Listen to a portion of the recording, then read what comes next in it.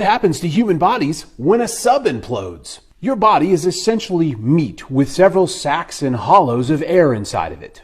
And when you're cruising around on Earth's surface, you're used to about 1 atmosphere of pressure.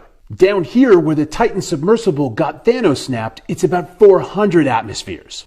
That's about 6,000 pounds of pressure per square inch. But how many square inches is a human being? The average adult male is about 5'9" and weighs approximately 200 pounds.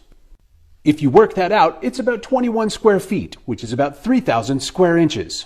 So you've got 3,000 square inches and 6,000 pounds of pressure per square inch. That's 18 million pounds of pressure.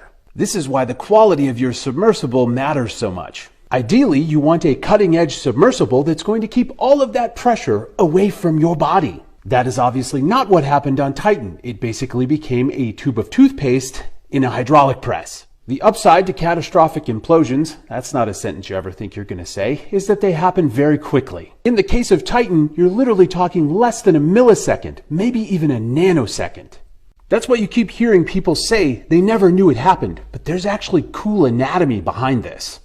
It takes time for information like pain to be transmitted through your nerves to your brain and be processed. In the case of pain, it takes approximately 100 milliseconds. That's 99 milliseconds longer than it took for the implosion. What's really crazy is it takes 13 milliseconds for you to process visual imagery, so that means you're crushed before you even know that you saw it. Now we're going to talk about leftovers, and this might get a little dark. If you're not interested in that, you don't have to stay for it. There were 5 people on the Titan submersible. Let's assume they weigh 180 pounds each. That means there's 900 pounds of remains that have to go somewhere. So why won't you find anything? First off, we have to deal with the cooking. Yes, cooking.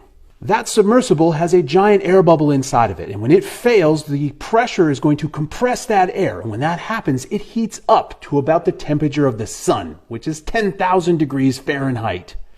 If there was anything left after the Ocean Instapot event, it would be immediately reduced to a gel. And that gel-like substance would be ejected out of all of the seams of that now crushed submersible at extremely high velocity. That press-formed and cooked meat product will now enter into the great circle of life where it will go on to become part of something else. Which I admit sounds dark, but that's where we all end up.